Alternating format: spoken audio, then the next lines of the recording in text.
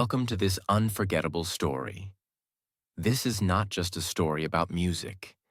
This is a story about a boy who became a king, but lost himself in the process. A story about dreams, fame, control, loneliness, love, addiction, and pain.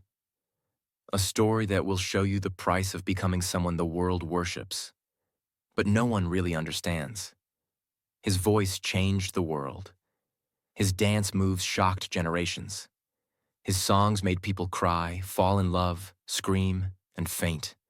He had everything: money, fame, power, success, fans, women, clothes, cars, mansions. But inside, he was still that shy, quiet boy from Mississippi, searching for peace, searching for love, searching for someone who would understand his silence. This is not a fake story. This is not fiction. This is the real, raw, emotional life of Elvis Presley, the most iconic music star in history. And this story is also great for your English.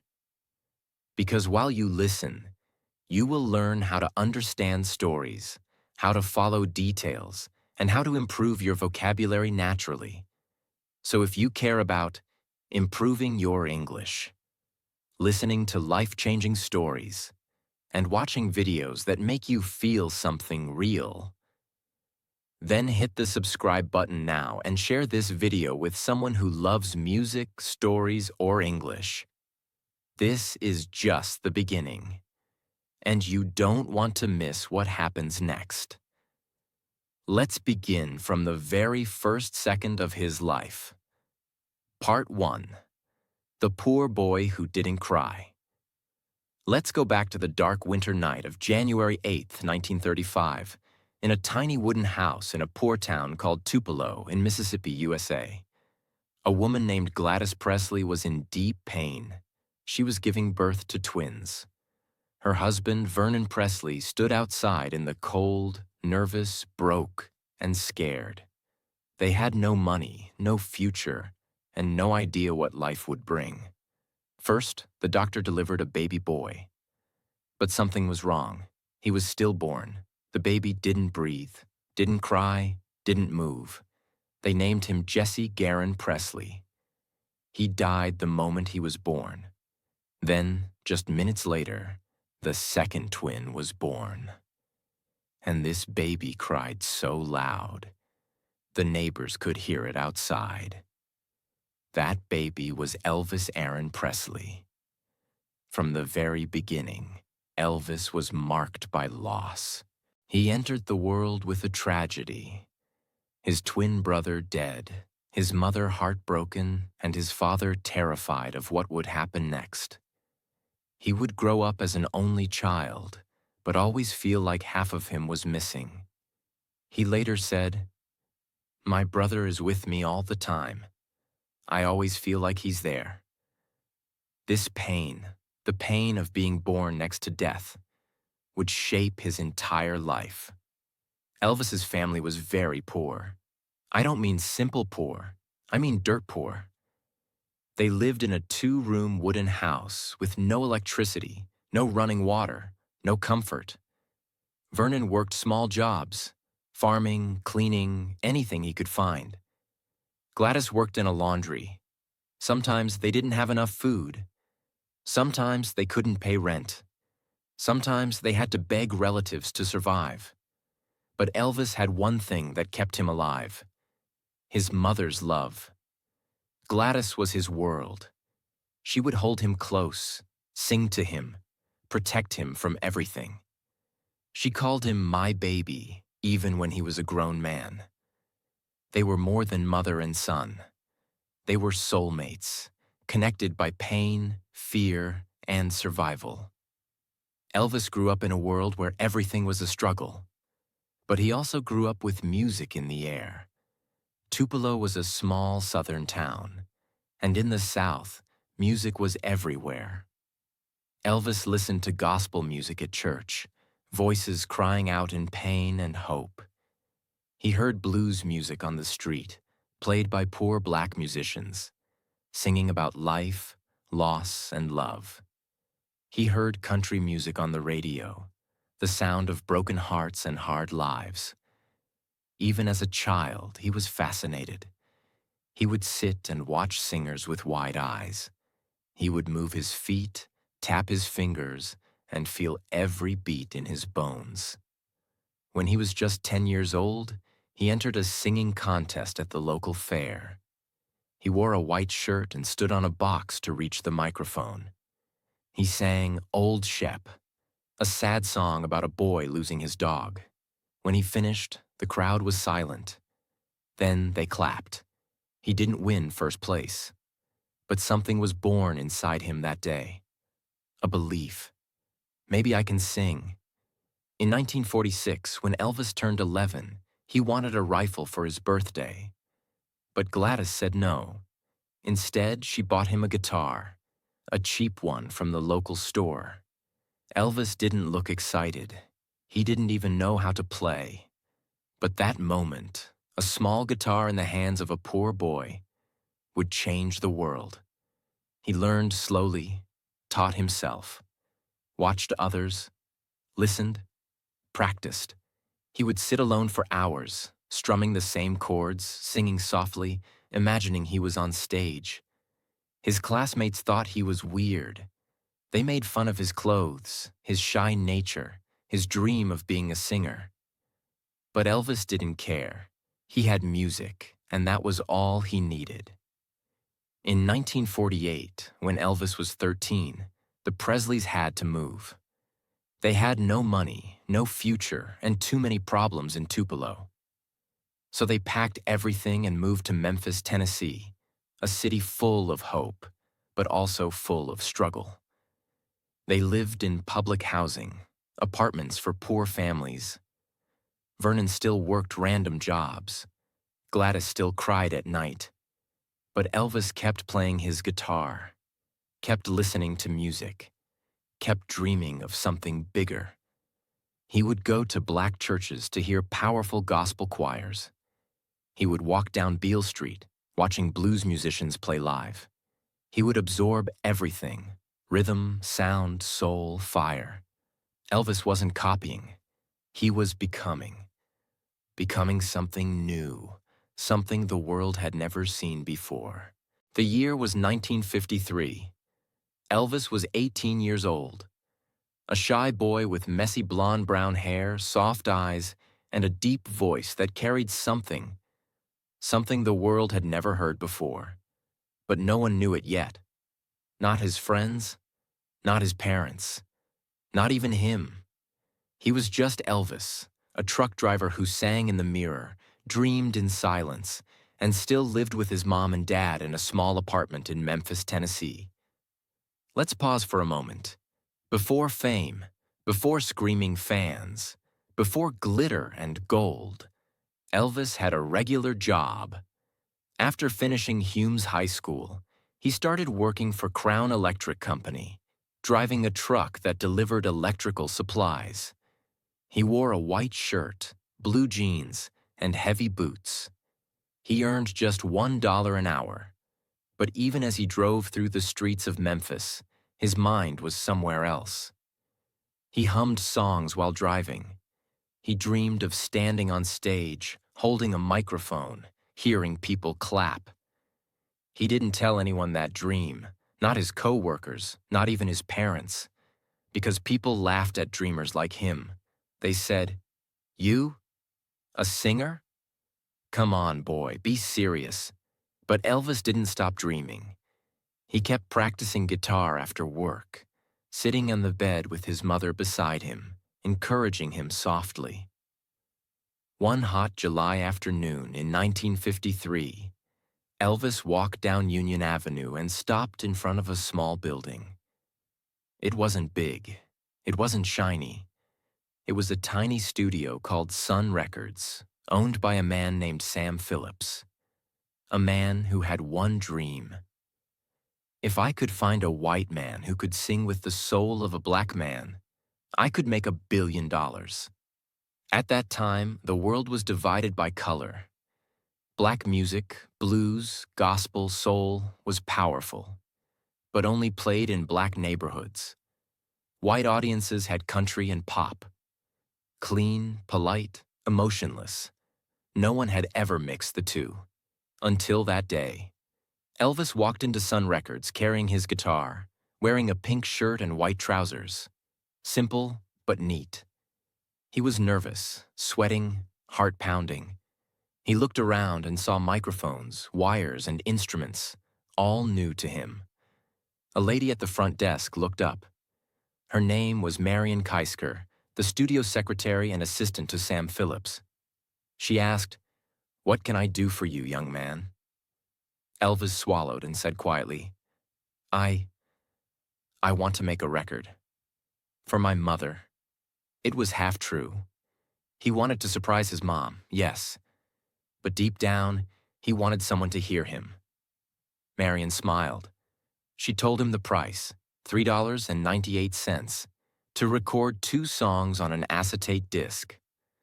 Elvis nodded nervously and stepped into the small recording room. The room smelled of wood, dust, and sweat. The air was hot. The walls were covered in soundproof panels. A single microphone stood in the middle.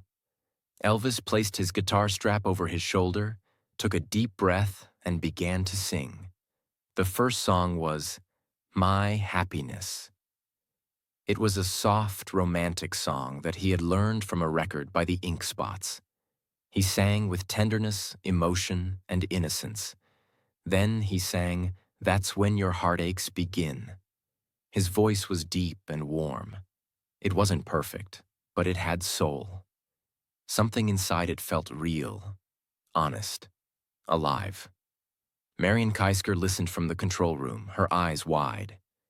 When he finished, she wrote on the tape box, Good ballad singer. Hold, she didn't know it then, but that one note would become the seed of history. Elvis paid the $3.98, took his record, thanked her shyly, and walked out the door, back to his life as a truck driver. But Marian couldn't forget him. She kept that recording on her desk for months. A year later, June 1954, something unexpected happened. Sam Phillips, the owner of Sun Records, was searching for a new voice. He told Marian, Do you remember that boy? The one who sounded a bit different? Marian said, Elvis Presley. Sam said, Yes. Get him in here. She called Elvis. When he picked up, she said, Elvis, this is Marian Keisker from Sun Records. Sam Phillips would like you to come by the studio. Elvis's heart started racing. He hung up and ran to his parents. Mom, they want me back at the studio. Gladys smiled and said, See, baby, I told you something good will happen. He didn't sleep that night. He kept imagining what it would be like to record again. Maybe this time for real. It was a hot summer night in Memphis. The kind of night when the air sticks to your skin and everything feels alive. Elvis walked into Sun's studio with his guitar. 2 other musicians were already there. Scotty Moore on guitar, Bill Black on bass. They didn't know Elvis. They thought he was just another nervous kid with big dreams. Sam Phillips asked them to warm up and try a few songs. They played slow ballads, country tunes. Nothing worked. After hours, Sam was getting bored. Elvis was sweating, frustrated. It was past midnight, and they were ready to go home. And then, it happened. Elvis picked up his guitar, started strumming a fast, funny rhythm, and began to sing That's All Right, Mama, a song originally sung by black blues singer Arthur Big Boy Crudup. But Elvis didn't copy it. He changed it. He made it his own. He added energy, laughter, rhythm, and movement. Scotty and Bill jumped in, one on the electric guitar, the other on the bass. They started jamming, not thinking, just feeling. Sam Phillips, who had left the control room for a smoke, ran back in. He shouted, What are you doing? Elvis froze, thinking he was in trouble. But Sam smiled wide and said, "Do it again. Whatever you're doing, do it again." They recorded it again. Same energy, same joy, same magic. The result was electric. It wasn't blues. It wasn't country. It wasn't gospel. It was something brand new. That night, rock and roll was born. 2 days later, on July 8, 1954, a Memphis DJ named Dewey Phillips, no relation to Sam, played "That's All Right" on his radio show, Red Hot and Blue. Within minutes, the phone lines exploded. People were calling, asking, "Who is that? Who's singing this song?" Listeners couldn't tell if the singer was black or white. They just knew the music felt alive. Dewey played the song 14 times in one night. He then called Elvis and said, "Come down to the station, kid. People are going crazy." Elvis rushed over, nervous and shaking. He sat down for his first radio interview ever. Dewey asked him questions live, like, "Where are you from? Which school did you go to?" He wanted listeners to know Elvis Presley was white. Because at that time, music was still separated by race, and this kind of sound was shocking. Elvis didn't understand what the big deal was. He just wanted to sing. But what he didn't know was that in that one night, he had opened a new chapter in music history. After "That's All Right," Sun Records released another single, "Blue Moon of Kentucky." Both songs exploded in Memphis and nearby states. Elvis started performing live, wearing flashy clothes, shaking his leg, moving his hips. And people went wild. Women screamed. Men stared. Parents were shocked. Nobody had ever seen someone perform like this before. He didn't plan it.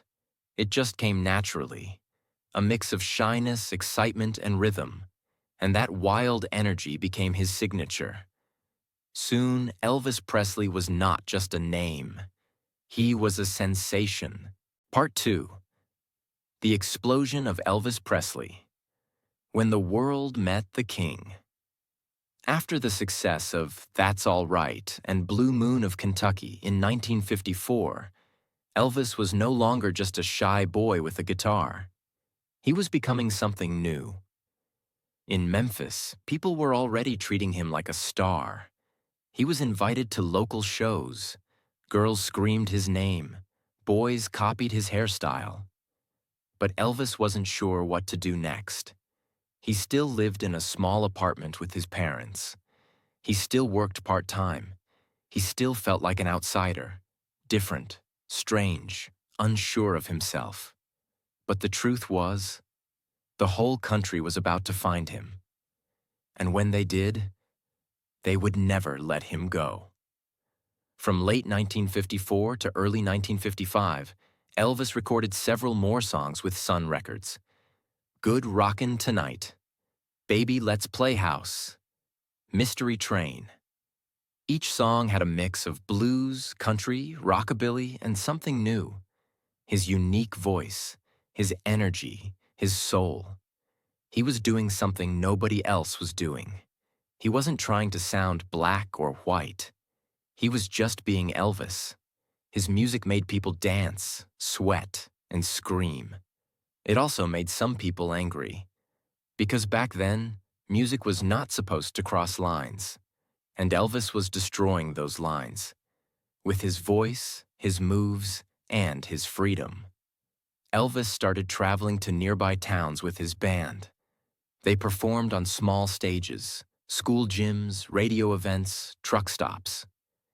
At first, the crowds were quiet. They didn't know what to expect. Elvis would walk on stage wearing bright clothes, pink jackets, shiny shoes, slicked hair. Then he would start singing. And something would happen. His body would move, his legs would shake, his hips would swing. He didn't plan it. It was just how he felt the music. And the girls went crazy. They screamed, they cried, they fainted. They reached for his shirt, his hair, his hands. Some tried to climb the stage just to touch him. Elvis didn't understand it. He said to his bandmate once, "I don't know what I'm doing. I just sing." But whatever it was working. He was creating a new kind of energy, dangerous, electric, alive. And soon, the music industry noticed. In late 1955, a man appeared. His name was Colonel Tom Parker. He wasn't really a colonel. He wasn't even American. He was a Dutch immigrant named Andreas van Kuijk, who had changed his name and made his own legend. But he was smart, very smart. He had managed country stars before, and he understood business, promotion, control. When he saw Elvis perform, he knew instantly. This boy is gold, but he needs me to become a star. He approached Elvis and his parents, promising fame, money, stability. Gladys didn't trust him at first. She had a bad feeling. But Vernon liked the idea of financial security. Eventually, they signed with him. Colonel Parker became Elvis's manager, and soon, his master. Colonel Parker's first move was to sell Elvis's contract from Sun Records to RCA Victor, a big national label. The deal was massive. $35,000 in 1955, which is more than $400,000 today, the highest amount ever paid for a new artist. Elvis was now officially a national artist. RCA gave him a better studio, more musicians, more radio, and more distribution. They also started to build his image. The hair, the clothes, the posters, the album covers. They were turning Elvis into a brand. In January 1956, Elvis recorded his first song with RCA, Heartbreak Hotel. A song about loneliness, suicide, pain, and isolation. Not a happy song, not a safe song. But when it hit the radio, it exploded. Heartbreak Hotel went to #1 on the Billboard charts. Suddenly, the name Elvis Presley was everywhere. He was on TV, on magazines, on posters. People couldn't stop talking about him. Have you seen that boy, Elvis? Did you see how he moves? He's dangerous. He's brilliant. He's crazy. Everyone had an opinion, but no one could ignore him. Because Elvis wasn't just a singer. He was a movement. He was the voice of the young, the sound of rebellion, the face of freedom. In March 1956, Elvis appeared on national television for the first time. The show was Stage Show, hosted by the Dorsey brothers. Then came the Milton Berle Show, the Steve Allen Show, and finally, the Ed Sullivan Show, the most famous stage in America. But here's the twist. When Elvis performed, the TV cameras only showed him from the waist up. Why? Because of his hips. When Elvis danced, he moved his body like nobody else. He shook his legs, he rolled his hips, he danced with fire, and it scared people. Some said it was too sexual, too wild, too dangerous. Religious leaders said he was corrupting the youth. Newspapers called him Elvis the Pelvis. But guess what? The more they criticized him, the more people loved him. His fame grew bigger and bigger because he represented something new. Freedom. In just 1 year, from 1955 to 1956, Elvis had gone from a poor truck driver to the most famous young man in America.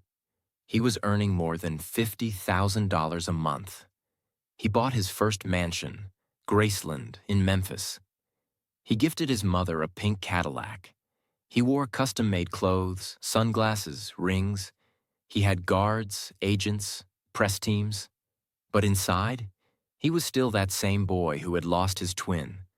Still shy, still searching, still not sure how to handle the storm. Fame made him powerful, but it also made him lonely. Colonel Parker saw another opportunity: Hollywood. In 1956, Elvis made his first movie, Love Me Tender. It was a romantic drama set in the Civil War, and Elvis played the younger brother, sweet, soft, tragic. The movie made millions. More films followed, Jailhouse Rock, Loving You, King Creole. Elvis wasn't just a singer now. He was a movie star, and Parker controlled everything. The scripts, the money, the image. Elvis said yes to everything, trying to make everyone happy. But slowly, he started losing control of his own life. It was December 1957. Elvis was 22 years old. He had millions of fans, money, houses, cars, gold records, and international fame.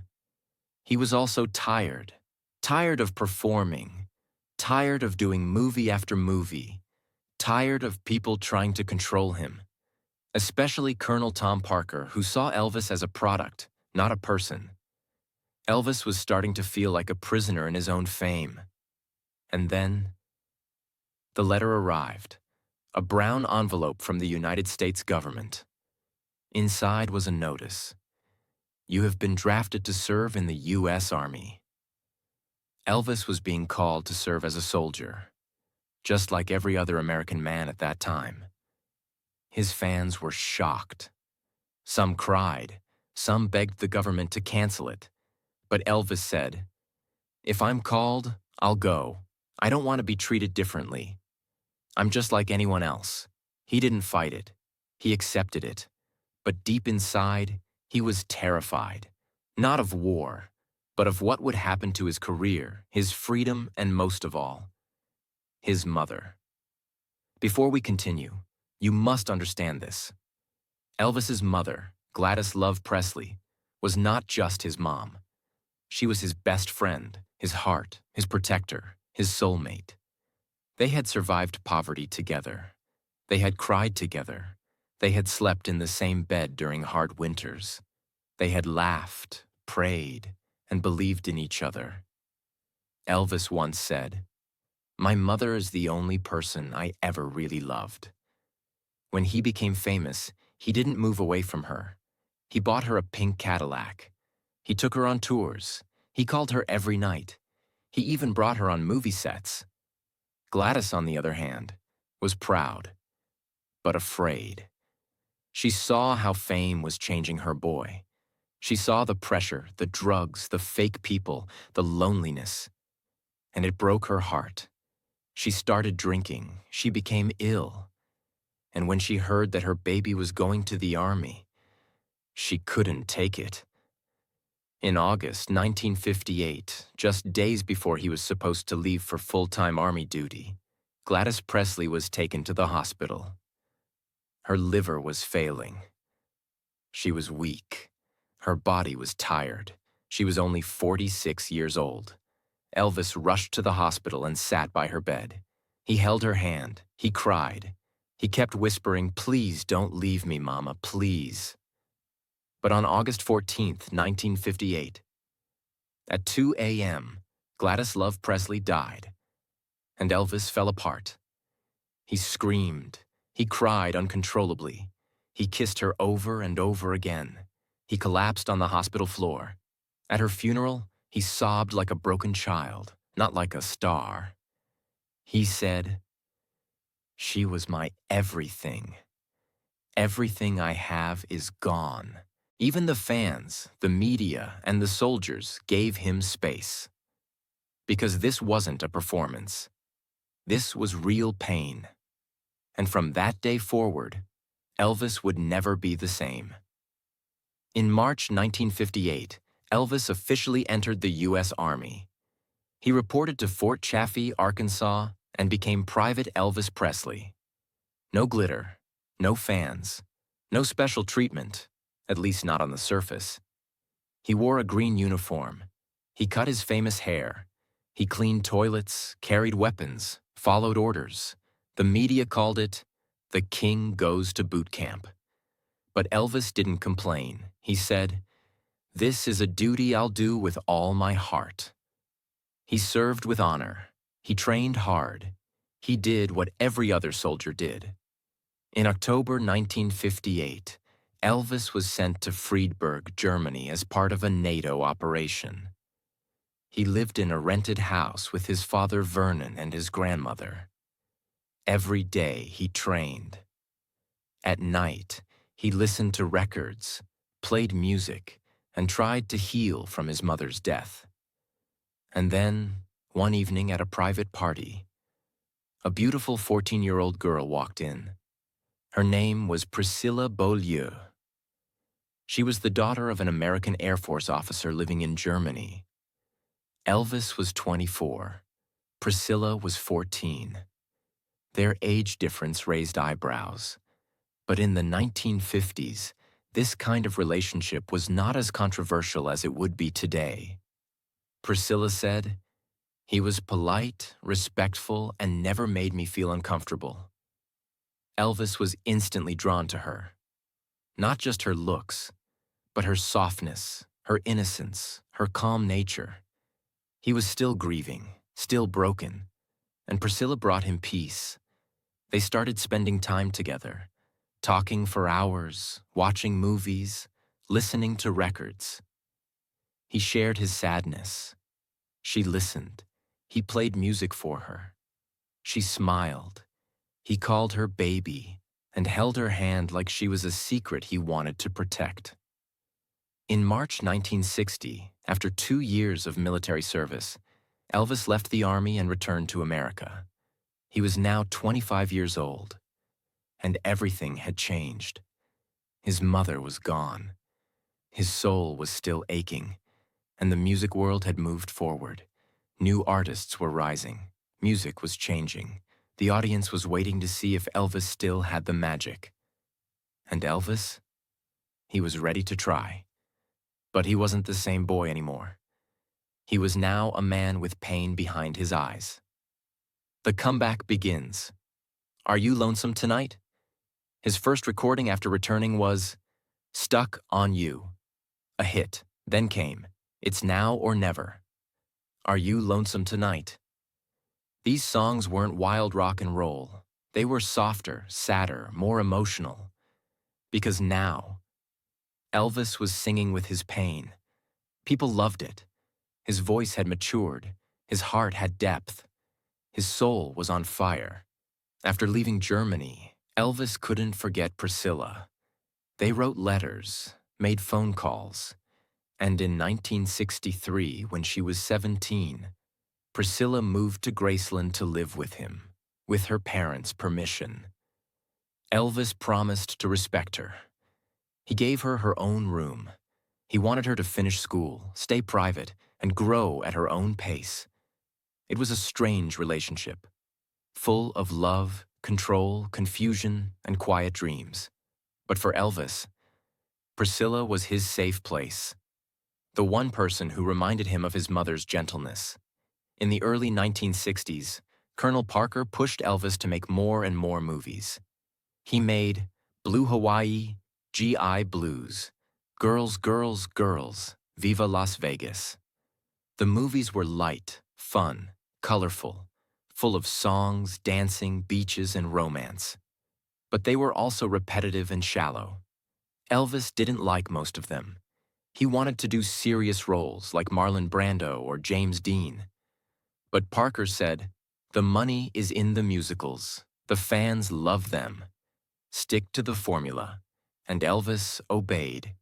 He made over 30 films, but very few he truly loved. Slowly, he started losing his passion. The boy who once shook the world with "That's All Right" was now singing cheesy songs in plastic movie sets.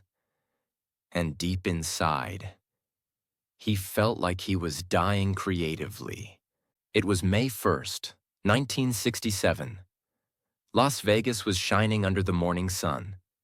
But inside the Aladdin Hotel, the lights were focused on one couple. Elvis Presley, 32 years old.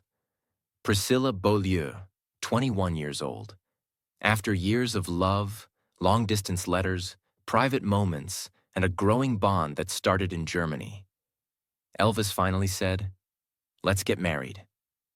The wedding was private and short. Only close friends, a few reporters, and Colonel Parker were there. Priscilla wore a long white gown with dark eyeliner and soft curls. Elvis wore a black tuxedo, slick hair, and nervous charm. They looked perfect. But something was already strange.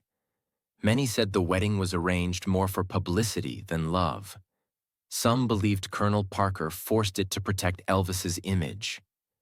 Others said Elvis wasn't ready, but married her because he felt he should. Still, that morning they smiled. They kissed. They cut the cake, and the world called them royalty.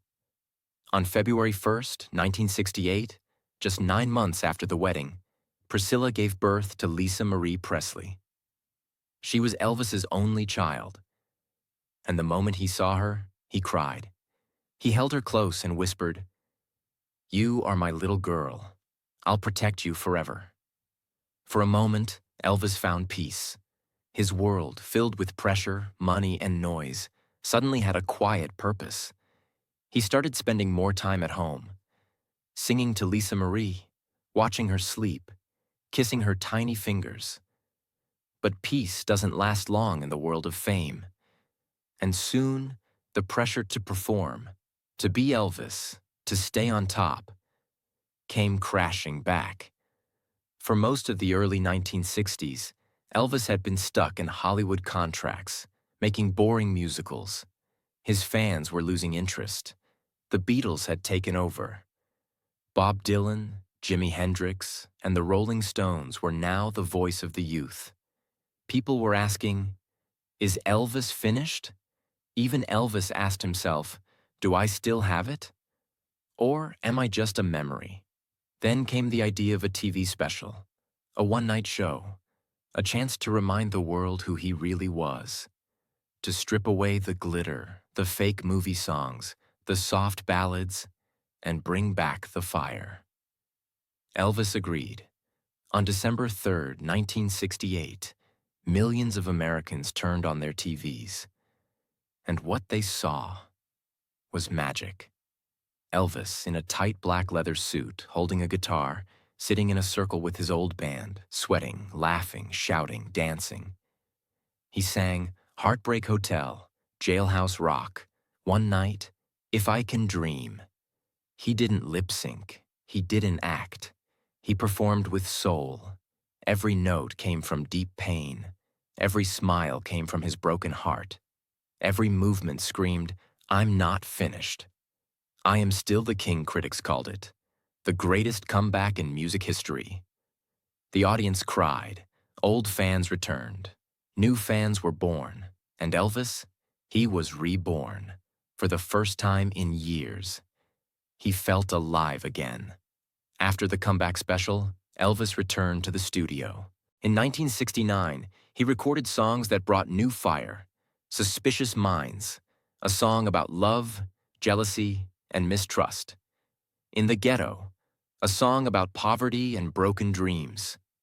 Kentucky Rain, emotional and cinematic. These weren't just hits. They were personal. They were true. They were filled with the pain and poetry of a man who had lost himself and was trying to come back. Elvis told his band, "I don't want fake music anymore. I want to feel what I sing," and people felt it too. In 1969, Elvis signed a contract to perform at the International Hotel in Las Vegas. He would do 2 shows a night, 7 days a week, for months. At first, it was thrilling. The crowd screamed. He wore flashy jumpsuits. He added karate moves to his dance. He sang with fire. But over time, it became a trap. The same hotel, the same songs, the same schedule. Elvis started taking pills, to sleep, to wake up, to calm down, to go on stage. Uppers, downers, painkillers, sedatives. It began slowly. But then it became a lifestyle. He said, "I just need something to get through the day." But that something was destroying him inside. At home, things were also changing. Priscilla had been with Elvis since she was a teenager. She loved him. But now she felt like a stranger in her own house. Elvis was distant.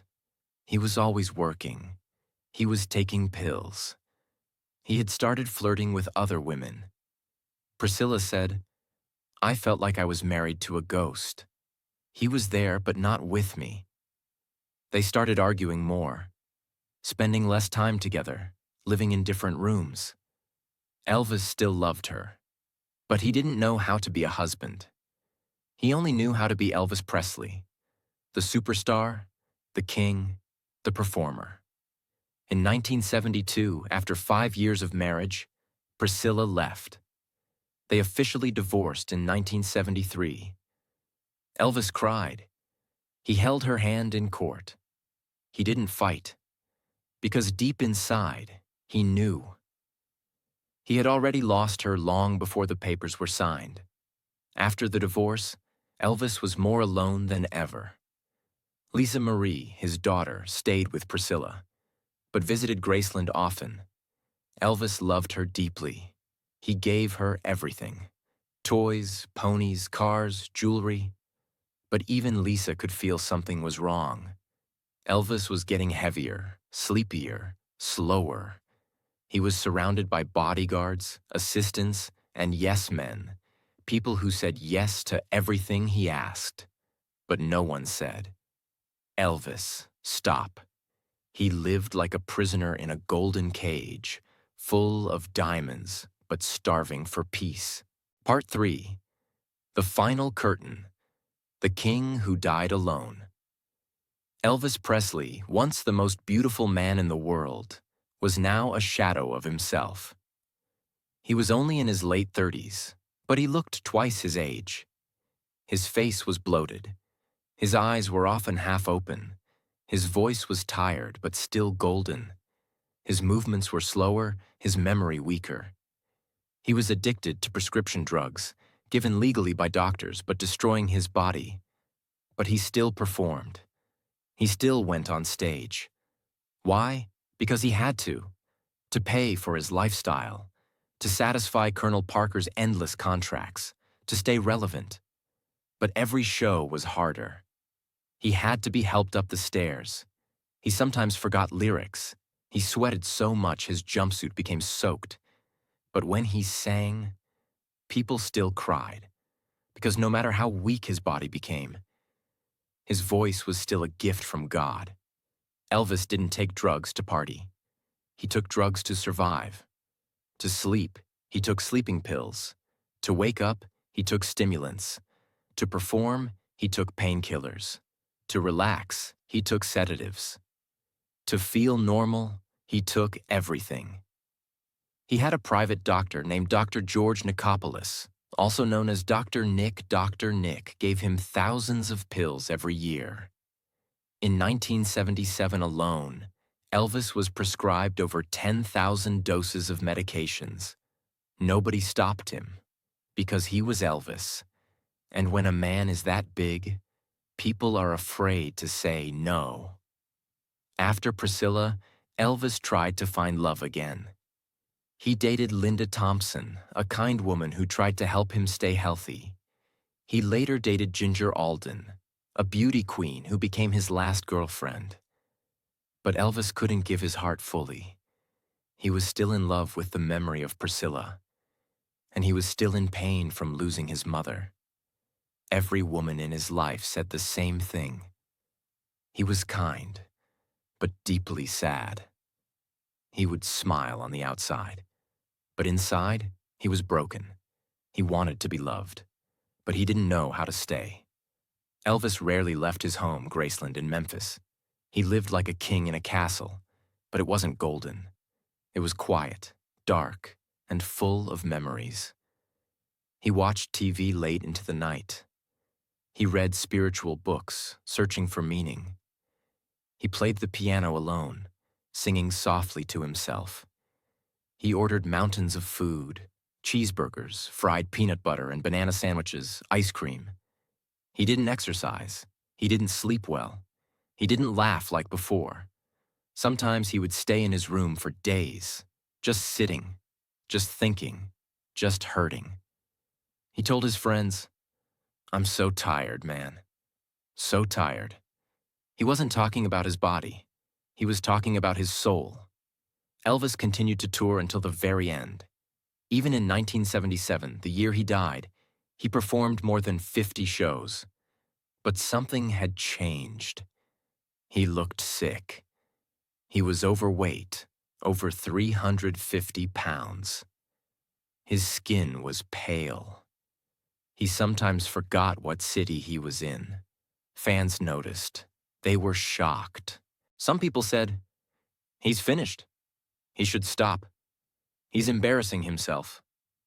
But others, they cried, because when he sang, "You were always on my mind. My way, unchained melody." They heard not just a song, but a man dying while trying to give his soul away. It was a hot summer morning in Memphis. Elvis had just returned home to Graceland after another late-night reading session. He had taken a large number of pills. At 2:30 a.m., he told Ginger Alden, "I'm going to the bathroom. I won't be long." He went into the bathroom and never came out. Hours later, Ginger found him unconscious, lying on the floor. She screamed. The staff ran in. They called the ambulance. They tried CPR, but it was too late. At 3:30 p.m., Elvis Aaron Presley was pronounced dead at the age of 42. The news spread like wildfire. Elvis is dead. The king is gone. The world has lost a legend. People fainted, cried, screamed, prayed. Radio stations played his songs for days. TV channels stopped everything to show tributes. Fans flew to Graceland from all over the world. Elvis's funeral was held 2 days later. Tens of thousands stood in the burning heat, waiting to walk past his open casket. He was dressed in a white suit, holding a Bible, lying peacefully. Many said, "He finally looks free." Elvis was buried at Forest Hill Cemetery, but after a threat to steal his body, he was moved to Graceland next to his mother Gladys. They are together now, the boy and the woman who loved him more than anything. Visitors from all over the world still walk to his grave. Some leave flowers. Some cry. Some just stand silently and whisper, "Thank you, Elvis is gone, but he is everywhere." His music still sells millions of records. His home, Graceland, is one of the most visited houses in America. His face is printed on T-shirts, mugs, posters. His voice is studied by singers. His life is remembered in movies, books, museums. His pain is felt by every artist who ever felt trapped by fame. But most of all, he lives in the hearts of people. Because Elvis wasn't just a star. He was a boy who wanted to sing for his mother. He was a man who wanted to be loved. He was a king who gave everything and died trying to find peace. Elvis's health collapsed due to drugs, pressure, loneliness, and pain. His final years were filled with shows, pills, silence, and suffering. He died on August 16, 1977, alone in Graceland. His funeral was massive. His death shocked the entire world. But his legacy became even stronger after death, because his story is real, painful, beautiful, and unforgettable. Elvis Aaron Presley started as a poor boy with a guitar singing for his mother. He became the most famous voice in the world. He gave the world rock and roll, soul, style, and emotion. But behind the fame was a man who just wanted love, peace, and quiet. His story is a lesson. That fame doesn't heal pain. That money can't buy happiness. That dreams come with a cost. And that even a king can feel empty inside. If this story touched your heart, subscribe to this channel. More powerful stories are coming. Share this video with someone who needs to understand the truth about life, love, and loss. And remember, if you're learning English, This is the best way to do it. Through real emotions, real stories, and real language that makes you feel. Elvis Presley, 1935 to 1977. He didn't die. He just left the building. Long live the king.